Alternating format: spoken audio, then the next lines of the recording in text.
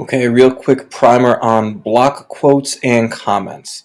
So right now you can see that I have just the title tag in the head, which will give you the title up in the tab, and then also just an H1, which is heading 1, testing new tags. And remember that unless you define H1 and H2, H3, H4, H5, H6, it inherits whatever the browser says is the default. So again, I could change this to H2,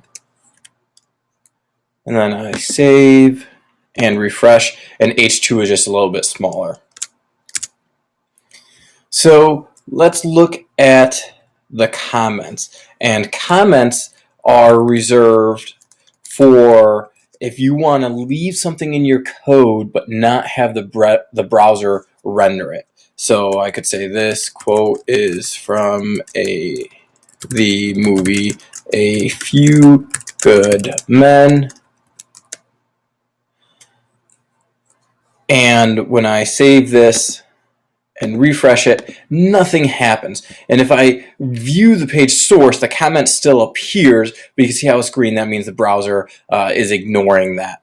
And you might want to do that for a few different things. If you want to just write a note to yourself, or if you want to make an attribute to this quote that I'm about to put in to somewhere else, or if you're testing code and you don't know if it works. For instance, I'm not sure that H7 is a tag.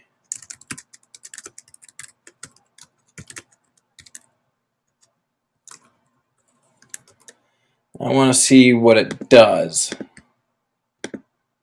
Okay, so it looks like it does something, but I could go here, and if I wasn't sure if this is causing a problem, I would put the comments in, and the comments are the lesson sign, exclamation point, dash dash, and then wherever the comments end, dash dash, and the greater than sign. So now, even though I know H7 is a valid tag, when I refresh it, nothing shows up because it's been commented out.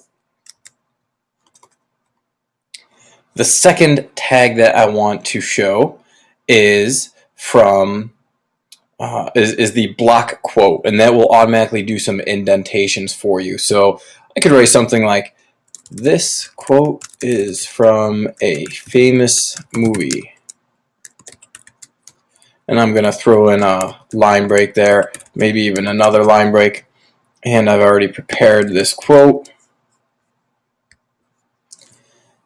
And here it is just as I pasted it. So I didn't do anything with indentations, and we'll refresh it and see. It says this quote is from a famous movie, and it has the actual quote. However, if I bracket it with the block quote tag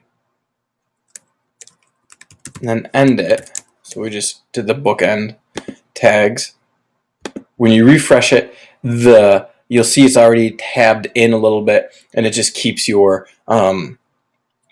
text a little bit set off aside from the margin. Now this, you can actually create your own margins, and that's once we get into cascading style sheets. But that's what the block quote does. It's a nice and easy way to do that. And since we're also looking at this real quick, I just want to show you there's another flavor of this, and this is if you're actually like typing code and you want it to look a little bit different. So there's a tag called block quote, which indents it, as you can see here. But there's also one called code, and this is intended for if you were showing code, and it would automatically change the font to a monospace font, which is like Courier New or whatever. But that's actually outside the scope of the book. We haven't really covered it, so I'll leave that as block quote. And block quote is just another predefined formatting.